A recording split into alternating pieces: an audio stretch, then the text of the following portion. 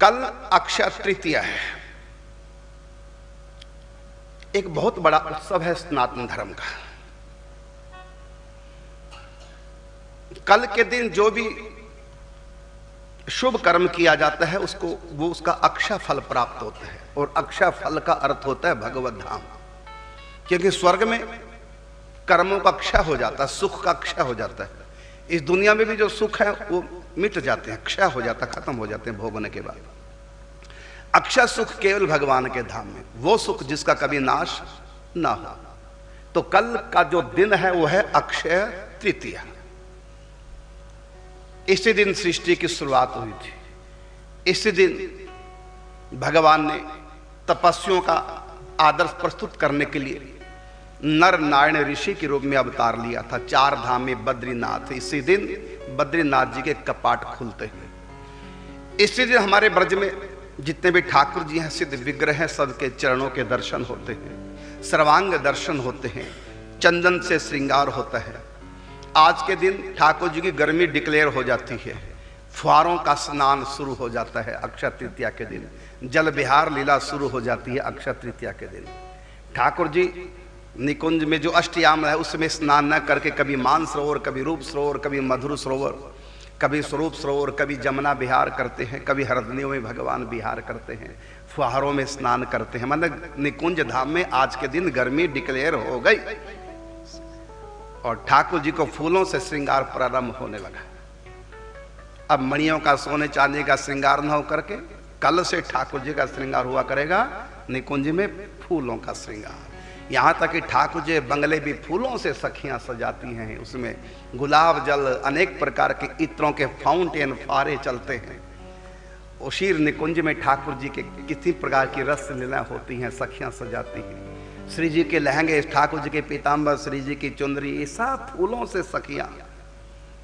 और जब श्री जी नृत्य करती हैं, श्री जी के लहंगों से फूल चारों तरफ छिटकते हैं, बलिया बलिया, है ना, आनंद। तो कल जल विहार और फूलों का श्रृंगार, ये 2 सेवाएं। और चंदन से श्रृंगार होगा कल, क्योंकि चंदन जब घिसते हैं, लिक्विड बनाते हैं तो शीतल हो जाता है। तो सर्वांग चंदन का श्रृंगार। आज के दिन ही गोपियों ने एक बार की कथा कल्प भेद की, द्वारका में बुलाया राधा रानी को, सखियों को। द्वारका गए, गोपी तालाब जहां है वहां पर आज कल के दिन, मतलब कल अक्षय है, सखियों ने चंदन का श्रृंगार ठाकुर जी को किया, चंदन का लेप करके। फिर गोपी तालाब में जल विहार किया। तो इसलिए उस क्षेत्र में आज भी जो चंदन निकलता है उसको गोपी चंदन कहते हैं, गोपी तालाब द्वारिका में। तो अक्षय तृतीया के दिन ठाकुर जी का चंदन श्रृंगार होता है, सत्तू का भोग लगता है। सत्तू के दान की भी बड़ी महिमा है। सत्तू का भोग लगता है। कल सबको सत्तू का भोग लगवाएंगे, सत्तू घोल कर पिलाएंगे 108 कुटिया में। ठाकुर जी को भी कल सत्तू का भोग लगेगा। और अक्षय, जो भी एक बात और बताना चाहूंगा, कल बहुत अच्छा दिन है। कल के दिन जो भी कोई नया व्यक्ति नियम लेना चाहता है, बड़ी महिमा नियम की। कल के दिन लिया गया नियम, 1 साल तक उस नियम को निभाओ तो किसी दिन भी आप भजन करेंगे तो अक्षय तृतीया के दिन किया हुआ माना जाएगा। क्योंकि नियम आपने संकल्प कब लिया, प्रारंभ कब किया था? अक्षय तीज के दिन प्रारंभ किया था। इसलिए आप साल भर उस नियम को निभाएंगे, सारा का सारा नियम आपका अक्षय तृतीया के दिन किया हुआ माना जाएगा, उसका अक्षय फल प्राप्त होगा। कल के दिन की दान की बहुत महिमा है।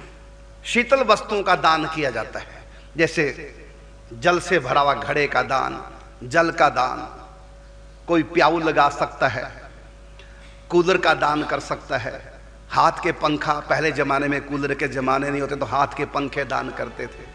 और जो रस फल होते हैं जैसे तरबूजा, खरबूजा, ककड़ी, खीरा, जिनमें लिक्विड होता है, तरल हो पदार्थ जिसमें अधिक होता है, जिनका जूस निकलता है, तो उनके दान की बड़ी महिमा। स्वर्ण दान की बहुत महिमा। कल अक्षय तृतीया है। कल सोना खरीदने की भी महिमा है और सोना दान करने की भी महिमा है। अक्षय फल की प्राप्ति होती है। कल के दिन दान पुण्य करना, अन्न दान करना, वस्त्र दान करना, स्वर्ण दान करना, गौ दान करना, भूमि दान करना, कल का दिन। तो जो भी कुछ कल दान किया जाएगा उसका फल अक्षय, और अक्षय का मतलब है वो सुख जो कभी समाप्त ना हो, और वो सुख है केवल परमात्मा के यहाँ। बाकी सारे सुख, स्वर्ग के सुख भी सब भोगने के बाद समाप्त हो जाते हैं, पुण्यक्षय होते ही सुख क्षय हो जाते हैं। लेकिन अक्षय तृतीया के दिन किया गया कोई भी दान पुण्य वो अक्षय हो जाता है। इसलिए कल के दिन सब कुछ ना कुछ दान अवश्य करें।